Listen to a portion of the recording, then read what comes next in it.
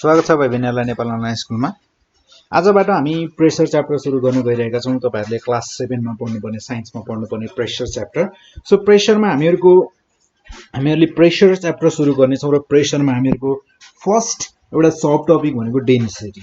So density भनेको के हो? सो डेन्सिटी भनेको के हो बुझ्नको लागि हामीहरु केही एक्जाम्पल्सहरु केही हामीहरुले सधैं जसो गरिरहेको कामहरुलाई चाहिँ आज हामी राम्रोसँग हेर्छौं। सो तपाईहरुलाई थाहा छ होला आइरन र वुड मध्येमा कुन गरुङ्गो हुन्छ? हामीहरुले भन्छौं आइरन गरुङ्गो हुन्छ। तर वुड पनि त गरुङ्गो हुन सक्छ नि। जस्तै एउटा सानो नेल कटर तपाईहरुलाई थाहा छ नेल कटर। सो हामीहरुको जुन नेल कटर छ नेल कटर भन्दा पनि ल एउटा सानो किल्ला है। यो सानो किल्ला भन्दा एउटा वुडन प्लैंक गरुङ्गो पनि हुन सक्छ कि सक्दैन त? हुन सक्छ। र हामीहरुको यदि वुड र आइरन सेम शेप र सेम साइज को यानी कि भोल्युम सेम भएको दुईटा शेप र साइज सेम भएको वुड र एउटा वुडको पिस र एउटा आइरनको पिस लियौं भने हामीहरुले के गर्यौं त सेम शेप र साइज भएका यानी कि भोल्युम सेम भएका एउटा पिस आइरनको र एउटा काठको पिस लियौं र तपाईहरुले उठाउनु भयो भने कुन गरुङ्गो हुन्छ होला? obviously आइरन गरुङ्गो हुन्छ। यदि आइरन गरुङ्गो हुन्छ जस्तो लाग्दैन, दुईटै सेम शेप र साइज भएका दुईटा एउटा आइरन एउटा फलाम र एउटा फलामको पिस लिने र एउटा अर्को काठको पिस लिने त्यो दुईटालाई तपाईहरुले उठाउनु भयो र हेर्नु भयो भने कुन हेभी हुन्छ होला? obviously आइरन हुन्छ। यदि तपाईहरुलाई हुन्छ जस्तो लाग्दैन भने आज गएर चेक गर्नुहोस्। सो हामीहरुको यहाँ फिजिक्समा के भनिन्छ भने कुनै पनि दुईटा सेम शेप र साइज भएका दुईटा वस्तुलाई लिएर हामीहरुले हेर्यौं र त्यो शेप र साइज सेम हुँदा हुँदै तिनीहरुको भोल्युम सेम हुँदा हुँदै पनि एउटा हलुङ्गो र एउटा गरुङ्गो हुन्छ। हो त्यही चीजलाई एउटा हलुङ्गो र एउटा गरुङ्गो हुने चीजलाई एउटा गरुङ्गो छ किनकि एउटाको डेन्सिटी बढी छ, अर्को हलुङ्गो छ किनकि अर्कोको डेन्सिटी कम छ। भन्नुको मतलब हामीहरुको काठको डेन्सिटी कम छ आइरनको भन्दा। त्यही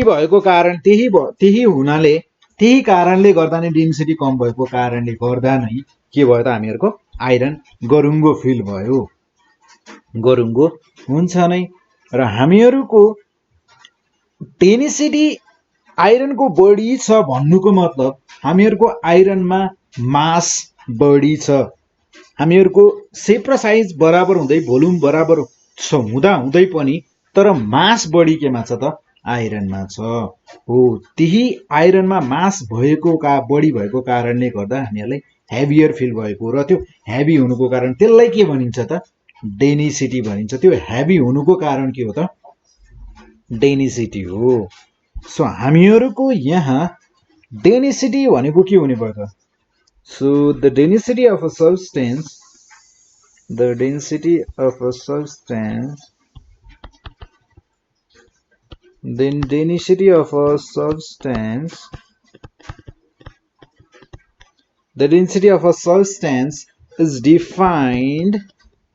is defined as its mass per unit volume। Per unit भोल्युममा, पर युनिट भनेको एक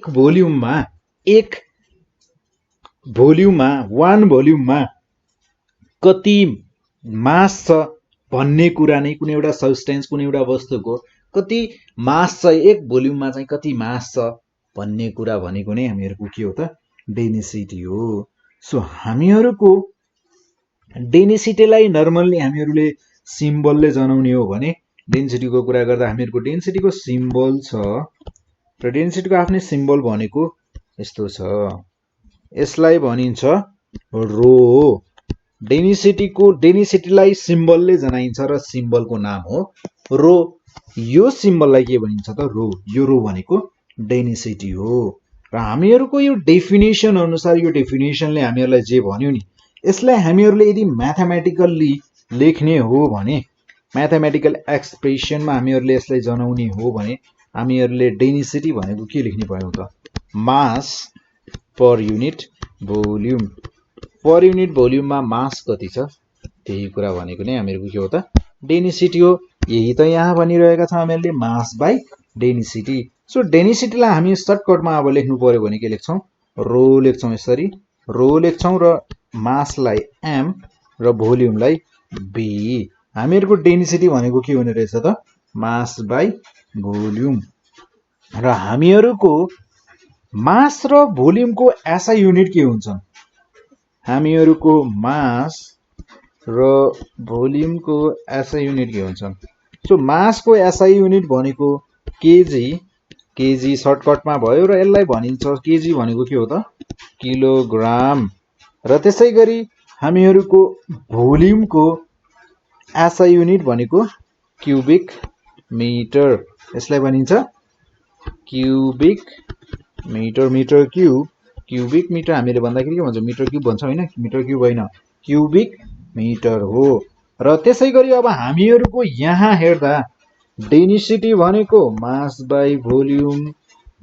अब एसआई युनिट अफ डेन्सिटी हामीहरूले याद गरिरहनु पर्छ त पर्दैन। हामीहरूले किलोग्राम र भोल्युमको थाहा भयो भने हामीहरूले इजिली निकाल्न सक्छौँ। सो यसको एसआई युनिट के हुने भयो त मास भनेको केजी भोल्युम भनेको मिटर क्युब।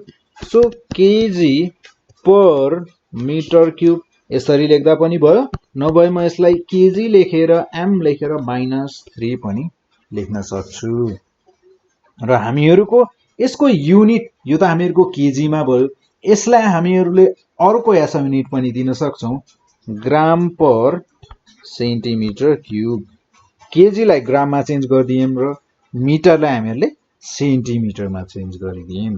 सो हामीहरूको यो कुरा भयो। हामीहरूको अब मास हामीहरूको यो केसमा चाहिँ मास चाहिँ ग्राममा नापिएको छ है ग्राममा। र त्यसपछि आएर यहाँ हामीहरूको भोल्युम भनेको यो मासको युनिट यहाँ र भोल्युम भनेको यहाँ नापिएको छ हामीहरूको क्युबिक सेन्टिमिटरमा। क्युबिक सेन्टिमिटर यो भनेको भोल्युमको युनिट। सो हामीहरूको यहाँ हामीहरूले डेन्सिटी भनेको के हो र त्यसपछि आएर डेन्सिटीको फर्मुला के छ यसको युनिट के छ र यसको युनिट कसरी बनेको छ केले बनेको छ हामीहरूले यो कुराहरू हेर्यौँ। सो हामीहरूको केही सब्स्टेन्सहरूको चाहिँ तपाईँहरूले डेन्सिटी चाहिँ याद राख्नुपर्ने हुन्छ है। जस्तै हामीहरूको नर्मल कुराहरू जुन छन् हामीहरूले सधैँ युज गरिराख्नुपर्ने कुराहरू हामीहरूले जस्तै एयर हावाको डेन्सिटी कति छ थाहा छ। सो एयरको डेन्सिटी भनेको छ हामीहरूको 1.3 KG per metre cubic metre. हामीहरूको एयरको डेन्सिटी भनेको 1.3 केजी क्युबिक मिटर छ। त्यसपछि आएर आइसको कति छ थाहा छ। सो आइस 0 डिग्री सेल्सियसको आइस है फेरि। सो आइस 0 डिग्री सेल्सियसमा हुँदा यसको डेन्सिटी हुन्छ हामीहरूको 920 केजी पर क्युबिक मिटर। र हामीहरूको वाटरको कति छ होला त। सो वाटर हामीहरूको 4 डिग्री सेल्सियसको वाटरको डेन्सिटी हुन्छ हामीहरूको 1000 केजी पर क्युबिक मिटर। हामीहरूको दुधको कति हुन्छ थाहा छ। सो मैले यो किन लेखिरहेको छु थाहा छ किनकि यो कुराहरू चाहिँ तपाईँले याद गर्नुपर्छ है। यो कुराहरू चाहिँ हामीहरूले न्युमेरिकल गर्दा अनि त्यसपछि सर्ट क्वेसनमा पनि यो क्वेसन्सहरू सानो क्वेसन्सहरू सोध्न सकिन्छ। हामीहरूको मिल्कको डेन्सिटी कति हुँदो रहेछ त 1030 देखि लगेर 1040 KG per cubic metre. KG cubic metre हुँदो रहेछ पर क्युबिक मिटर। र त्यसै गरी हामीहरूको मर्क्युरीको कति हुन्छ सो मर्क्युरीको हुन्छ हामीहरुको 13,600 kg per cubic meter र त्यसैगरी हामीहरुको गोल्डको हुन्छ डेन्सिटी भनेको 19,300 kg per cubic meter। So तपाईहरुको बुकमा चाहिँ अझै धेरै दिएका छन्। सो तपाईहरुले आफ्नो बुकमा चेक गर्न सक्नुहुन्छ। मैले चाहिँ तपाईहरुलाई यति नै गराए, यहाँ मैले यति नै कुराहरु लेखिदिए। सो त्यसैगरी अब हामीहरु यहाँ हेर्छौं नेक्स्ट टपिक भनेको, यहाँ एउटा सब टपिक भनेको अर्को कुरा हेर्छौं हामी यहाँ relative density. So relative density भनेको के हो त? सो हामीहरुले डेन्सिटी त पढ्यौं, अब relative density. So relative density भनेको रिलेटिभ कुनै पनि सबस्टेन्सको, जस्तै हामीहरुले कुनै सबस्टेन्सहरुको डेन्सिटी हेर्यौं कि हेरेनौं त? हेर्यौं। सो हामीहरुको त्यसैगरी कुनै पनि सबस्टेन्सको यदि हामीहरुलाई रिलेटिभ डेन्सिटी को बारेमा भन्नु छ भने त्यो रिलेटिभ डेन्सिटी भनेको के हुन्छ त? त्यसको आफ्नो डेन्सिटी र density of water at 4 degree Celsius को रेशियो। सो रिलेटिभ डेन्सिटी कुनै पनि सबस्टेन्स को के हुन जान्छ त? रिलेटिभ डेन्सिटी भनेको के रहेछ त? रिलेटिभ डेन्सिटी अफ अ सबस्टेन्स, कुनै पनि सबस्टेन्स को रिलेटिभ डेन्सिटी भनेको के हो त? Is the ratio. Relative density भनेको के रहेछ त? रेशियो रहेछ अफ इट्स डेन्सिटी, यानी कि आफ्नै डेन्सिटी र to the density of water at 4 degree Celsius. Density of water at 4 degree Celsius. Simple, यो भयो हामीहरुको एउटा डेन्सिटी को कुरा। र हामीहरुको डेन्सिटी को कुरा गर्ने हो भने वाटरको 4 डिग्री सेल्सियसमा डेन्सिटी कति हुन्छ? 1 ग्राम पर क्युबिक सेन्टिमिटर। मैले यो के भनिरहेको छु यहाँ? 1 ग्राम पर क्युबिक सेन्टिमिटर।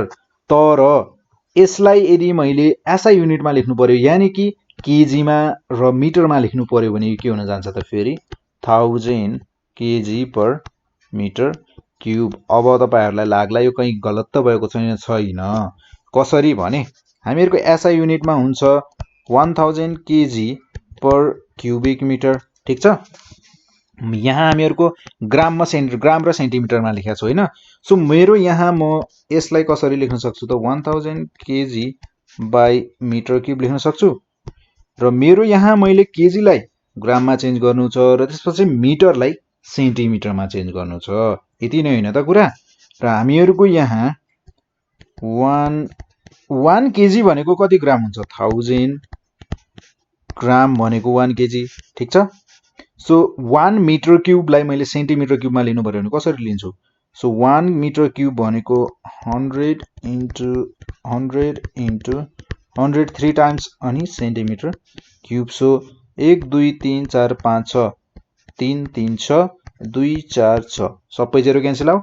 सो बाँकी कति रह्यो त? 1 ग्राम पर क्यूबिक सेन्टिमिटर। हामीहरुको ग्राम र सेन्टिमिटरमा लेख्यो भने यही नै हुन्छ। सो यो मिस्टेक होइन, एकदमै सही हो। यसलाई राम्रोसँग याद गर्नु होला, विद्यार्थीहरु धेरै कन्फ्युजन छन् यसमा। सो हामीहरुको यहाँ हेर्दा हामीहरुको रिलेटिभ डेन्सिटी भनेको कति रहेछ त? So relative density of any substance is the ratio of its density. So density of a substance, आफ्नै density by density of water at 4 degree Celsius, by density of water at 4 degree Celsius। Simple हो कि हैन त? So हामीहरुको यसैसँग related केही एक्जाम्पल्सहरु पनि छन्, केही क्वेशन्सहरु छन्, न्यूमेरिकल क्वेशन्सहरु। आजलाई भने हामी यति नै गर्छौं। सो नेक्स्ट टाइम भने हामीहरुको डेन्सिटी, रिलेटिभ डेन्सिटी सँग रिलेटेड केही न्यूमेरिकल्सहरु छन्, एक्जाम्पल्सहरु छन्। हामीहरु त्यही एक्जाम्पल्सहरुलाई चाहिँ यहाँ बुझ्ने कोसिस गर्नेछौं, यहाँ बुझ्नेछौं।